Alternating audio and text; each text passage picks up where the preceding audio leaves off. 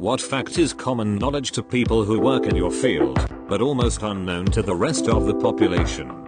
An elevator will go up to the top of the hoist instead of crash to the floor in most catastrophic failures due to the counterweights. I don't know if that makes my elevator anxiety better or worse.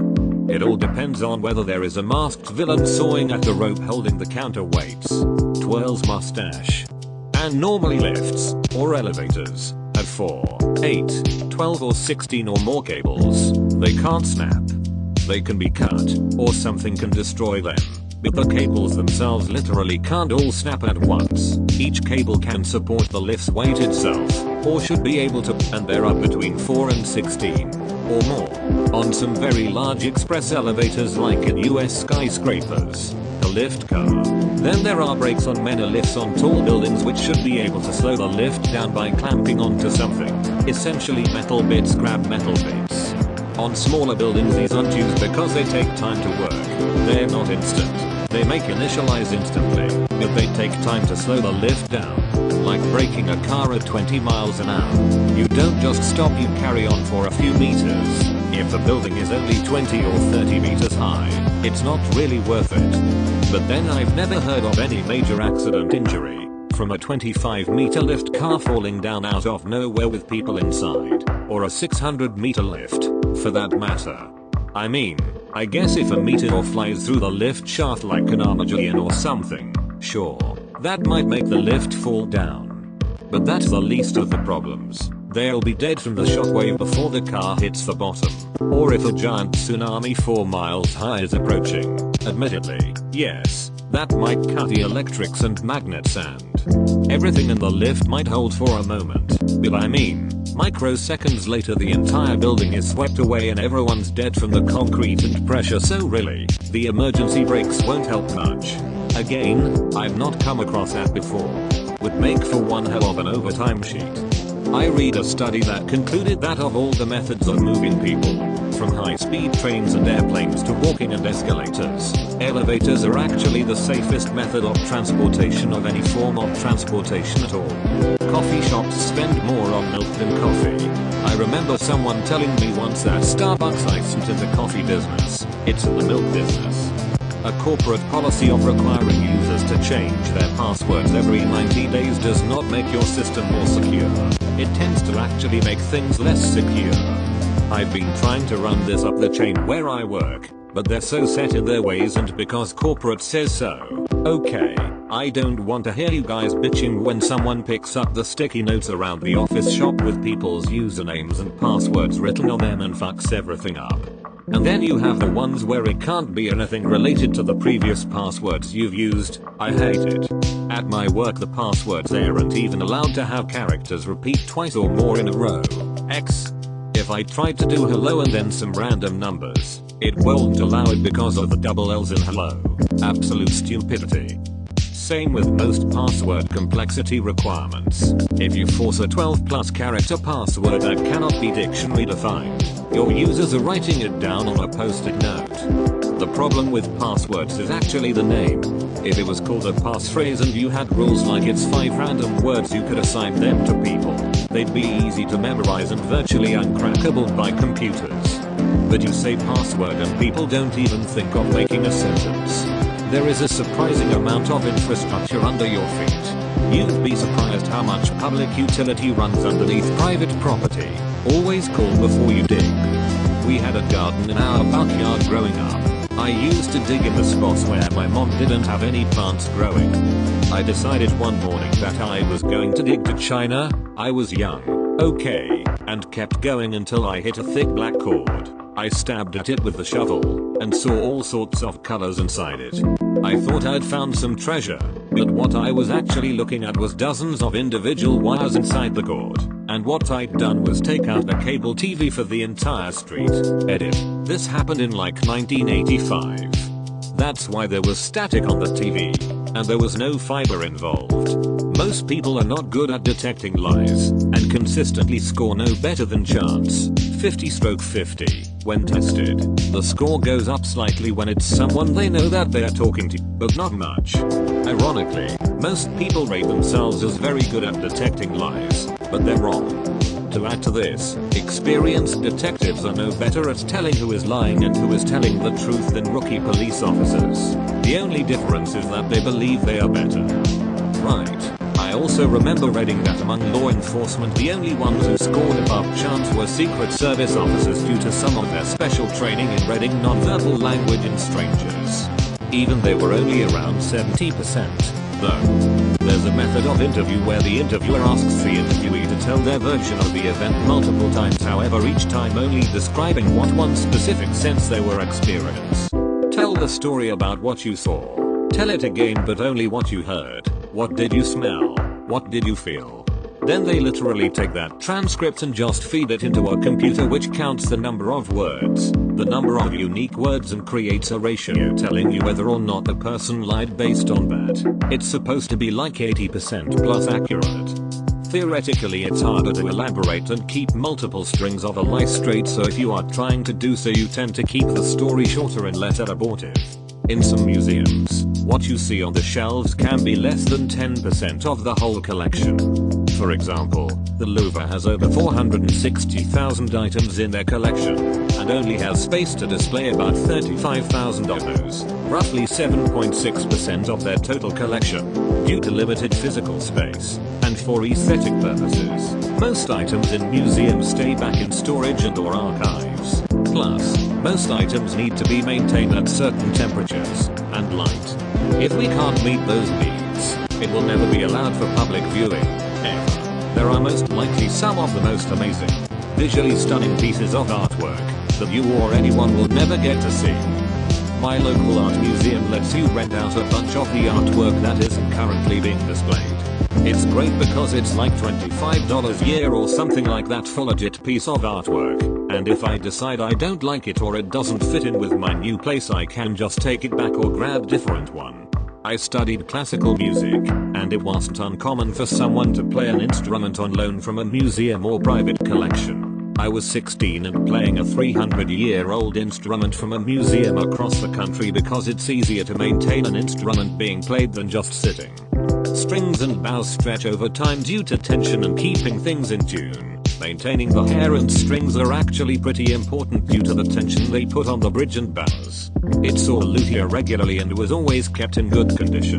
Plus it was used for its intended purpose instead of sitting behind glass, which to me was the most important part. Yes, there was insurance coverage at every turn, but it's beneficial to both parties in the end. I got an instrument that was able to be played at a high level that I'd never be able to afford, and the museum had a part of their collection maintained regularly.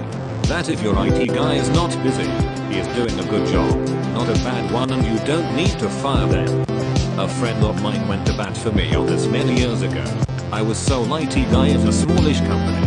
Apparently one day, while in a meeting, happened to spy me playing Quake 3 and made a comment along the lines of what the hell do we actually pay him for? My friend thankfully asked, is your email working?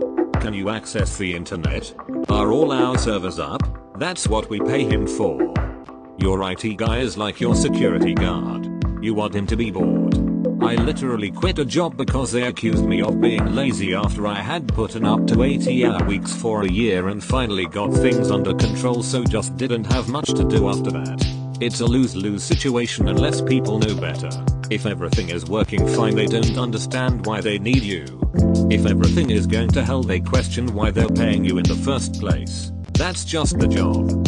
You try to keep the fires from starting but it's inevitable that one will start eventually. Well, the best strategy is to find a way to maintain the exact right level of fires. The maximum spacing between spindles in a railing is 4 inches because that's the average size of a baby's head. Most building officials will carry a 4-inch sphere with them when doing inspections of new construction.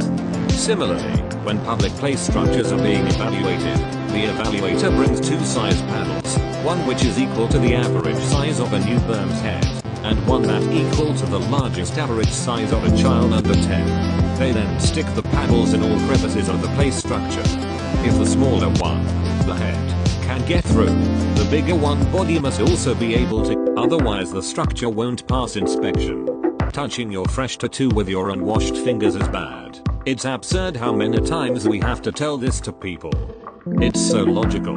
Like, if you were just stabbed with a knife, you wouldn't rub your dirty fingers all over the wound, so why would it be okay when you were just stabbed hundreds or thousands of times with a needle over a wide area? The toner in your printer is plastic being melted onto the paper by a frickin' laser. Virtually every piece of copper, aluminum, or steel you come across has been chopped to bits, refined, melted down and used to make whatever object it's a part of, dozens, if not hundreds of times. Copper pipe probably started out as hundreds of different wires from various devices from around the world at one point. Gold and silver have been recycled much more than that. Because gold from multiple sources is routinely melted together, it is entirely possible that gold inside your wedding ring was the object of 1,000 murders. It is quite possible that some of your gold witnessed the burning of Troy, Carthage, and Tenochtitlan. Gold is the physical essence of human greed and malice. That's what is so great about it. Man, I'd love to read a story about a chunk of gold that's cursed, and it going through generations and spreading, and all the effects. No one is going to see your website if you don't have a strategy to drive traffic there. For whatever reason, people seem to think if you put something online, people are, at best, going to flock to it in droves, or at worst at least stumble across it accidentally. But that's 100% not going to happen. Nobody's just going to stumble on your website. It's like putting a restaurant on the moon, not telling anybody about it, then wondering why no one's eating there. What are the best strategies for driving traffic to a website? Look up SEO. It takes a lot of work effort, and there are some experts out there who make a good money in marketing SEO. I used to do it as a side gig in college. I actually had a fun challenge trying to get a new site ranked at the top of the search over an existing company, which took a couple months. It's like black magic for some people. There is no such thing as a perfectly functioning aircraft. Every plane you fly on has a multitude of maintenance issues, just not severe enough to affect safety off-flight. Thank you for the nightmares. Don't let it scare you, these issues are accounted for. Obviously too many is bad and will still cause issues with any complex machine. Especially one where human safety is involved, like an aircraft is loaded with redundancies. And it could be worse. If I remember correctly, the Saturn V had a component failure tolerance of something ridiculous like 10%. Imagine sitting on top of over 7.5 million pounds of thrust and thinking 10% of this might not be working right. So yeah, don't sweat the planes. Most 911 calls an ambulance receives on a daily basis are not remotely close to being emergencies. EMT can confirm about half of our calls are for patient transfers to between hospitals. The other half of calls are 911 calls, and only half of those 911 calls are true emergencies. And the only time we use lights and sirens is when a person is in deep shit and staring death in the face. So if an ambulance comes up to you, lights and sirens, move the fuck out of the way. Fast. Being a civil attorney, we almost never go to jury trial, and the job can be unbelievably boring. And the time and expense involved. It's not uncommon for suits, particularly those of large dollar amounts, to take 3-5 years to reach resolution, and the expenses can easily run into the mid-six figures. Just settled an admitted liability crash case, where the only question was damages. Mid-six-figure settlement, high five-figure expenses, mostly for doctors and experts. Took 3.5 years. Turning your computer or phone off and on again will fix a solid 70-80% of all the problems the device likely has. People think that turning off and on again is a joke, but it works most of the time. I've been doing IT for 20 odd years. If no one changed the configuration, turning it off and on again is going to fix the issue.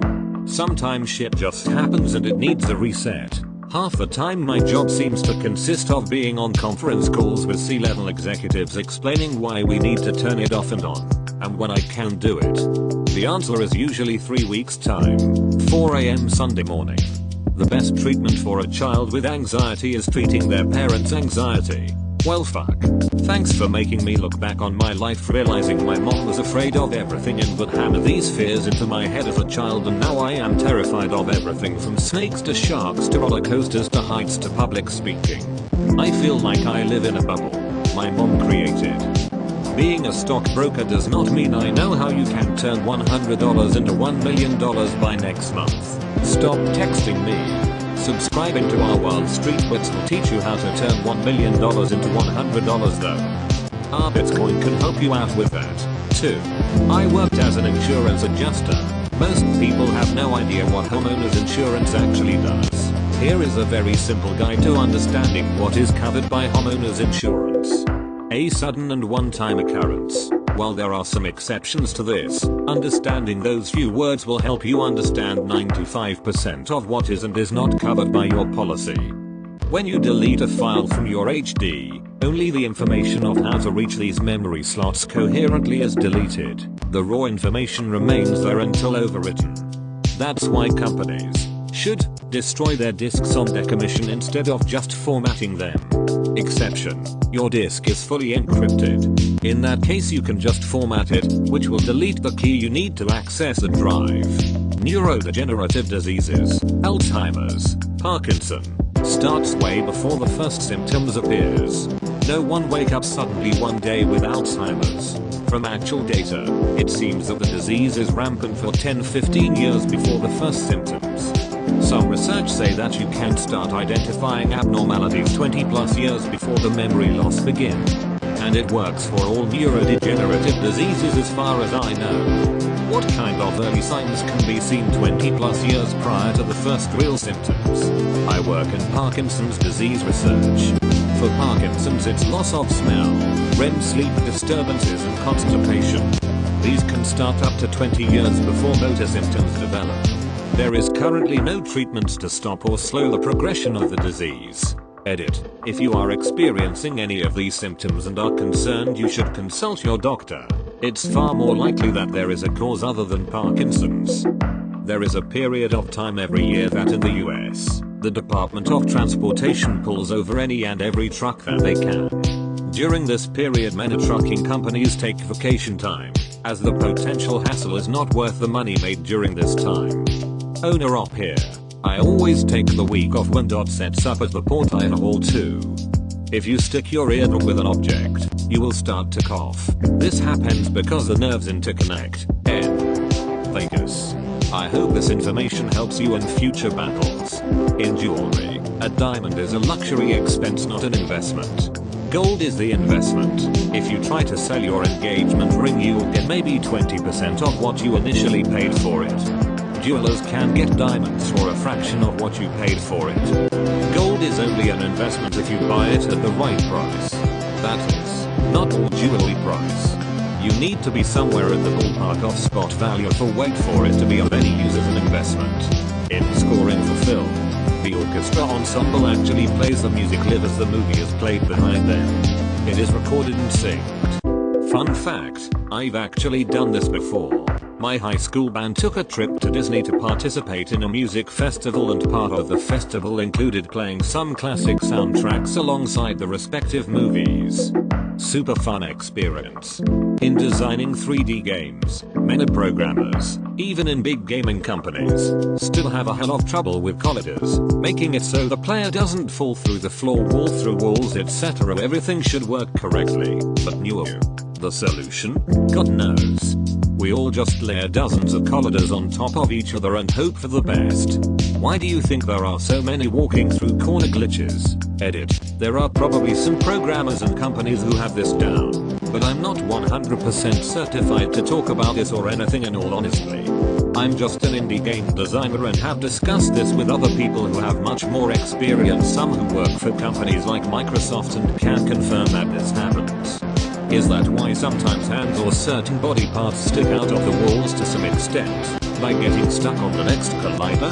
No. It's just that specific body part isn't included in a character's hitbox.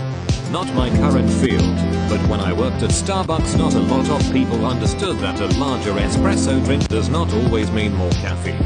A tall drink has one shot, grand has two, and a venti also has two, unless it's iced and then it gets a third shot. So many times customers would order a grand latte and say, you know what, you'd better make that a venti. I can use the extra caffeine, when in fact the larger size is just more diluted with milk. If you are looking for more caffeine, a drip coffee is going to be the most bang for your buck. Also, this seems really obvious, but a lot of people would get upset when they ordered a flavored coffee and saw that I would put syrup in it. No, coffee beans do not naturally come in caramel, vanilla, toffee nut, raspberry etc. flavor. Your new house you just built probably has much better insulation than your old house from the 70s. Since the house is much more energy efficient, the size of the furnace and or air conditioner may be smaller than what you had at your old house even if the new house is larger. No, we can't use rules of thumb to size your HVAC equipment no matter what Google says. We have to use a load calculation and that has to be approved by the building department. Bonus, having an HVAC system that runs all the time but just barely gets you to the temperature you want is more energy efficient than a larger system that turns off and on all of the time, even if it seems like the system is running constantly. Office copiers cost upwards of $7,000, some can go for $15,000 $20,000 depending on print speed and capacity. My girlfriend's uncle is an architect at a big architect company here. They recently bought a new printer that could do all kinds of advanced stuff that was over $700K. It was under a water pipe which had a faulty connection. The pipe burst. Printer rendered useless. Drowning is silent. I pulled out a kid literally less than a foot away from a large group of adults and not one of them noticed that his head was totally submerged and that he was struggling. Most herbal supplements can and will give you adverse side effects when mixed with other medications. Always tell your doctor everything you're taking. And grapefruit. Grapefruit interacts with everything. Maybe that's why grapefruit tastes so different from every other fruit. Maybe our taste buds are trying to tell us that a mouthful of grapefruit will have a much bigger effect on our biochemistry than an apple or strawberry. I base this hypothesis on absolutely nothing, except the fact that I've always thought grapefruit tastes weird. I'm a sign language interpreter. This is based off the comments I get from the general hearing population. 1. We do not take care of or help the deaf person. We work for them same as we are working for you. 2. No, I'm not related to this deaf person. I'm not even friends with them. This is relatively well known but it's not as big a deal as it should be. The severity of the handful of big data breaches we've seen in the past few years target Equifax etc. The worst ones are the ones you don't hear about, because the hackers were good enough not to be caught. I'm convinced we've had multiple breaches in our infrastructure, such as our electrical grid, and the only reason we've not heard about it is that the hackers, or the people they work for, haven't done anything nefarious with their access yet. When you write to your politician, he won't be reading your letter, he won't be writing the reply. That's all done by staffers. All he does is sign here. Maps and their underlying data can be tweaked and modified to show any bias you want. True AI is a long way away. I'm a software engineer, and I work with a lot of algorithms. What's billed as AI today isn't quite artificial intelligence, it's just a bunch of advanced algorithms, some of which are capable of learning things in a very strict narrow scope. In other words, people, especially marketing, seem to use the terms machine learning and artificial intelligence interchangeably, when they shouldn't be. I guess I understand why. Artificial intelligence sounds cooler, but really none of these things can actually make decisions on their own, which is a true benchmark of AI. Potential cancer cells develop in the human body every day and our immune system efficiently kills them without any trouble and we just go on living our lives like nothing ever happened. Edit. Potential was added to clear up terminology. Many of the cells the immune system eliminates may not have progressed to the point where they could cause disease and there are many other mechanisms through which the body curbs cancer development. Most PhD programs don't have a fixed timeline in the same way other degree programs do.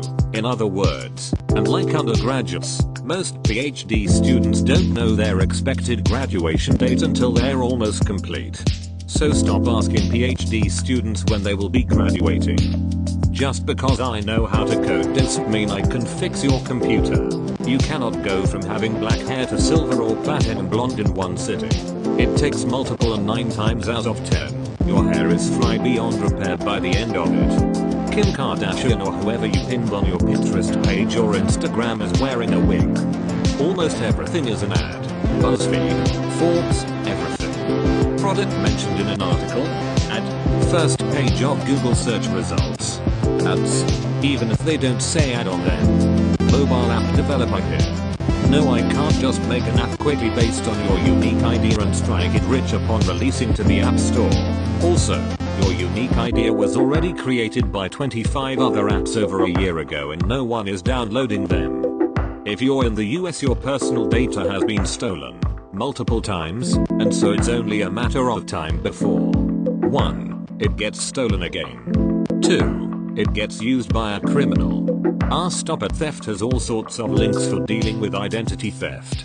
Yeah, right, I stole this Reddit account.